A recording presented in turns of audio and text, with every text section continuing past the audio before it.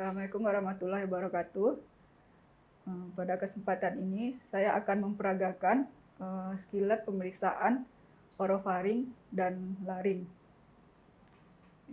Di mana di sini seperti biasa sebelum melakukan pemeriksaan fisik, kita melakukan inform consent dulu kepada pasien dan mencuci tangan sebelumnya, juga sudah menyiapkan alat. Di mana untuk pemeriksaan orofaring itu alat diperlukan. Seperti biasa kita membutuhkan lampu kepala, di mana kita sudah sesuaikan dengan ukuran kepala dan lampunya juga sudah diatur ya, difokuskan. Kemudian alat yang untuk pemeriksaan orofaring, alat yang dibutuhkan adalah tang spatel atau spatula lidah. Di mana spatula lidah ini ada dua macam ya, ada yang terbuat dari besi atau stainless, kemudian ada juga yang dari kayu. Di mana yang dari kayu itu biasanya untuk pemakaian sekali pakai. Bisa setelah periksa pasien langsung kita buang. Sedangkan yang ini bisa disterilkan kembali dengan merendam di cairan disinfektan, kemudian dicuci dan disterilkan. Sedangkan untuk pemeriksaan laring, kita akan membutuhkan kaca laring. Ya, ini ada kaca laring dengan berbagai ukuran. Ini ada berbagai kaca laring. Nanti akan kita sesuaikan dengan ukuran orofaring pasien. Kemudian kita butuh kasa ya untuk memegang lidah pasien untuk pemeriksaan laryngoskop indirect. Kemudian kita butuh lampu bunsen ya, atau api bunsen untuk memanaskan kacanya. Mungkin kita mulai saja untuk memperagakan pemeriksaan orofaring. Di sini setelah inform consent kepada pasien, dan ini saya akan peragakan dengan manekin ya. Kebetulan karena kondisi pandemi COVID sekarang, untuk pemeriksaan orofaring itu kalau sesuai standar dari pedoman dari perhimpunan, itu sebaiknya menggunakan APD ya, minimal APD level 2 dan sebaiknya mungkin APD level 3 karena kita akan membuka mulut pasien. Jadi di sini karena saya tidak menggunakan APD yang lengkap, kita akan melakukan pemeriksaan dengan manekin. Ya, di sini tentu saja kita sudah mengatur posisi pasien seperti biasa, posisi duduk dengan kaki bersisian. Kemudian pasien duduk dengan kepalanya kita fiksasi ya, kita topang. Bila kursinya tidak memadai, bisa menggunakan tangan. Kemudian kita siapkan tang spatelnya. Maaf Pak, di sini saya akan melakukan pemeriksaan di rongga mulut Bapak. Silakan Bapak membuka mulutnya lebar-lebar. Jadi kita minta pasien buka mulut lebar-lebar sambil kepalanya difiksasi. Pasien sudah membuka mulut lebar-lebar ya. Jangan lupa lampu kepalanya kita arahkan ke mulut pasien. Kemudian memegang tang spatel, caranya dengan 3 jari telunjuk, jari tengah dan jari manis itu di bagian atas, sedangkan ibu jari di bawah. Kemudian kita akan menekan lidah pasien sekitar 2/3 anterior lidah. 2/3 anterior lidah. Jadi pasien tadi sudah kita minta buka mulut lebar-lebar, kemudian kemudian kita minta pasien menyebutkan A. Sebutkan A, Pak. Jadi tujuannya di sini agar uvulanya terangkat dan kita bisa melihat faring lebih jelas. Oke, kalau sudah kita keluarkan tang spatelnya, terus kita letakkan alatnya di cairan disinfektan. Ya, jadi di sini sewaktu menilai pemeriksaan orofaring itu yang kita nilai adalah di samping sebelum memasukkan tang spatel kita sudah melihat keadaan rongga mulutnya, gimana keadaan lidahnya. Kemudian kita melihat arkus faring pasien, apakah arkus faringnya simetris atau tidak. Kemudian apakah ada pembengkakan di daerah arkus faringnya. Kemudian kita nilai uvulanya, apakah di tengah atau ada pendorongan ke sisi yang satu lagi. Kemudian kita nilai keadaan tonsilnya, apakah ada pembesaran. Kemudian apakah ada detritus. Kemudian kita nilai dinding posterior faringnya. Di sini apakah ada tanda-tanda peradangan, apakah ada perubahan warna yang hiperemis atau adanya granul-granul ya, tanda faringitis kronis.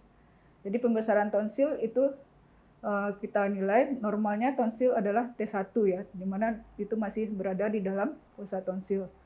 Pembagian pembesaran tonsil itu ada dari T0 sampai T4 yang paling besar, di mana T0 itu adalah tonsilnya sudah tidak ada atau sudah diangkat atau pernah melakukan tonsilektomi. Sedangkan T1 itu masih di dalam fosa tonsil, kemudian T2 itu sudah keluar dari fosa tonsil tapi belum melewati garis median ya. Bila kita garis median ini garis yang kita garis khayal ya, yang dibuat dari menghubungkan bagian fosa tonsil di sebelah kiri ke uvula. Jadi kalau bagian di tengah-tengahnya itu garis median. Jadi kalau belum melewati garis median itu kita sebut T2. Kalau sudah lewat garis median tapi belum mencapai uvula itu T3. Bila sudah sampai uvula itu T4.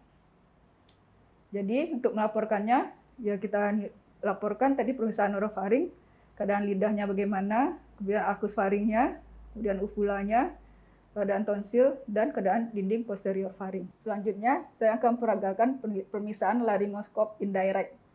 Jadi ini laryngoskop tidak langsung ya, gunanya kita untuk melihat memeriksa kondisi laring dan sekitarnya. Jadi di situ alat yang kita perlukan adalah kaca laring, tadi sudah saya singgung sebelumnya. Kemudian kita perlu kasa ya untuk memegang lidah pasien dan api Bunsen. Tujuannya untuk menghangatkan kaca supaya tidak berembun karena kita memasukkan ke rongga mulut pasien. Jadi di sini kita panaskan dulu. Setelah hangat, jangan lupa sebelum memasukkan ke mulut pasien itu kita cobakan ke punggung tangan. Kalau masih terlalu panas jangan dimasukkan dulu, tapi kalau sudah sesuai suhu tubuh baru boleh kita gunakan. Nah, kemudian ini sebelumnya kita sudah melakukan informasi dan cuci tangan sebelumnya ya. Kita minta untuk pemeriksaan ini, kita minta pasien untuk menjulurkan lidahnya panjang-panjang. Ya, Pak, maaf, boleh lidahnya dijulurkan. Jadi kebetulan di sini lidahnya karena pakai manekin agak susah ya. Lidahnya sudah tidak ada. Jadi di sini anggap saja lidahnya sudah keluar. Nanti kita pegang menggunakan kasa ya. Lidahnya ini kita pegang gunakan kasa. Ya. Di mana nanti jari tengah itu di bagian bawah, jari jempol di bagian atas itu megang lidah pasien, kemudian jari telunjuk bisa untuk kita fiksasi di bagian bibir bagian atas. Jadi di sini setelah kita pegang, nampak orofaringnya. Kemudian tadi sebelumnya kita sudah memilih kaca laring kita gunakan itu sesuai dengan faring pasien ya.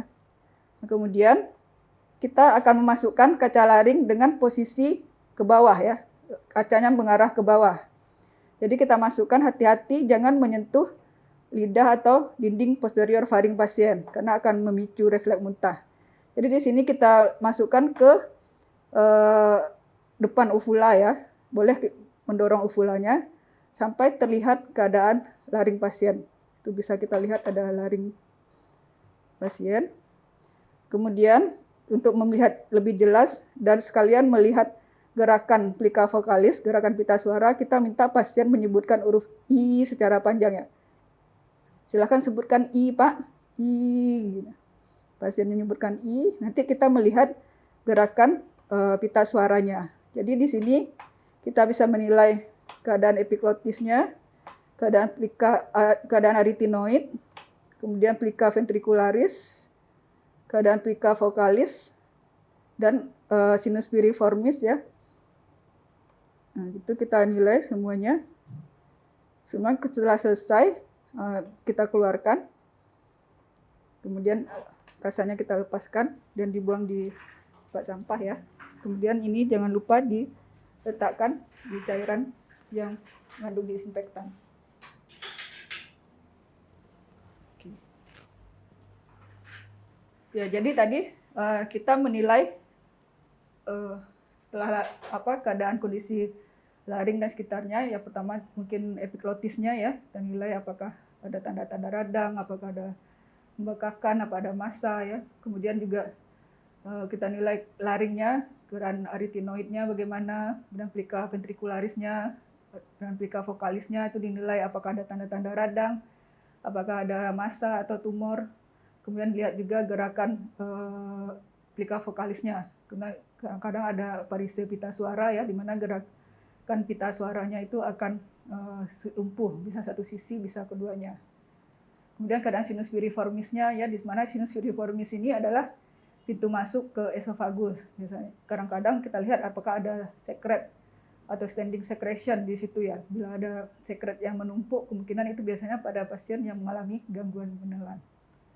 Ya, saya rasa cukup untuk pemeriksaan laryngoskop indirect. Mudah-mudahan bermanfaat. Saya tutup demonstrasi kita pada hari ini. Assalamualaikum warahmatullahi wabarakatuh.